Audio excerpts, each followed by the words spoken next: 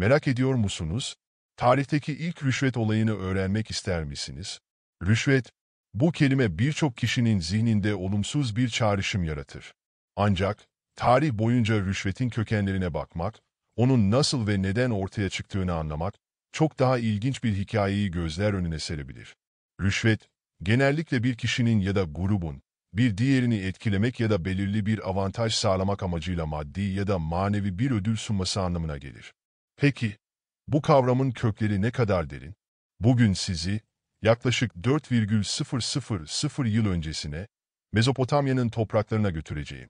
Bilim insanları, bu dönemde ortaya çıkan bir hikayede, tarih boyunca kaydedilmiş ilk rüşvet olayını keşfettiler. Bu olayın içinde bir çocuk, bir öğretmen ve sıradışı bir hediye alışverişi var. Rüşvetin ilk nasıl uygulandığını, bu ilginç hikaye sayesinde öğreneceksiniz. Hikaye, bize insan doğasının zaman içinde ne kadar değişmediğini ve bu tür etik sorunların binlerce yıl öncesinden itibaren var olduğunu gösteriyor. Eğer tarih boyunca ilk rüşvet olayının nasıl geliştiğini, insanlığın bu ilginç yönünü ve Mezopotamya'nın gizemli dünyasını merak ediyorsanız, videomuzu izlemeye devam edin. Hazırsanız, tarihteki bu ilginç rüşvet olayını ve insanlık tarihinin derinliklerindeki sırları birlikte keşfedelim. İlk rüşvet olayı. Tekrar merhaba arkadaşlar. Bugün tarihin derinliklerine bir yolculuğa çıkıyoruz ve karşımıza oldukça ilginç bir hikaye çıkıyor. İnsanlık tarihindeki ilk rüşvet olayı. Bu olay, Mezopotamya'nın topraklarından çıkarılmış, yaklaşık 4000 yıl öncesine dayanan bir Sümer hikayesinden geliyor. Hazırsanız, birlikte bu merak uyandırıcı hikayeye göz atalım. İlk rüşvetin kökleri. Yakın doğudaki kazılarda ortaya çıkan bir Sümer hikayesi, bize İslam'dan çok önce, yaklaşık M.Ö. 2000'li yıllarda yaşanan günlük yaşamın detaylarını sunuyor. Hikaye, bir öğrencinin bir gün içinde yaşadıklarını anlatıyor ve dilinin sadeliği, insan doğasının binlerce yıl içinde pek değişmediğini gözler önüne seriyor. Okula geç kalma korkusu. Bu hikayede, bir okul çocuğu okula geç kalma korkusuyla yüzleşiyor.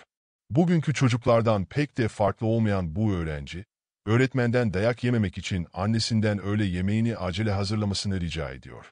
Ancak okulda, uygun olmayan hareketleri yüzünden öğretmeni ve yardımcısından dayak yiyor.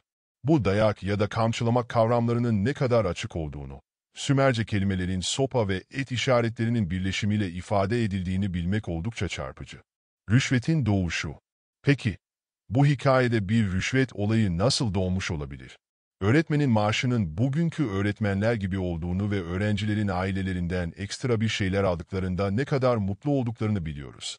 Hikayede, öğretmenin maaşının bir ödemeyi içerdiğini gösteren bir kısım var. Öğrenci, babasına öğretmeni yumuşatması için bazı hediyeler vermesini öneriyor. İşte, insanlık tarihindeki ilk rüşvet olayı bu şekilde doğuyor. Bir baba, bir öğretmen ve hediyeler. Hikaye devam ediyor.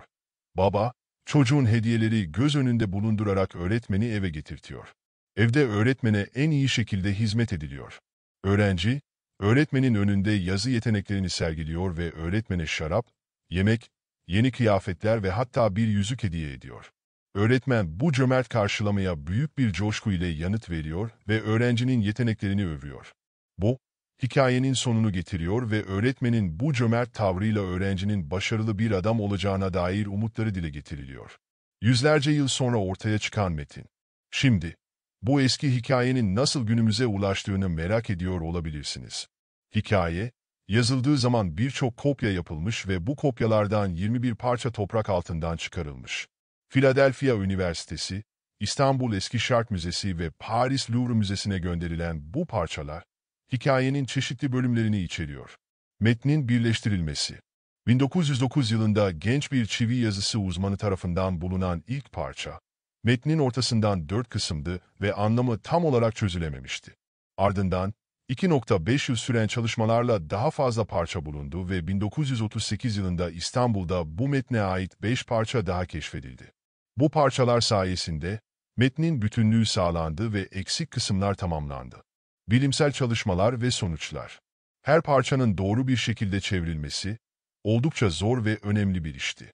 Çeviriler, Chicago Üniversitesi'nden Thorkild Jacobsen ve Heidelberg Üniversitesi'nden Adam Falkenstein tarafından yapıldı. Sonuçta, Metnin ilk çevirisi 1949 yılında yüksek düzeyde bir bilimsel dergide yayınlandı. Ancak bu eski hikayede bazı Sümerce kelimelerin ve cümlelerin hala şüpheli ve anlaşılmaz olduğunu söylemek mümkün. İşte, insanlık tarihindeki ilk rüşvet olayının öyküsü böyle.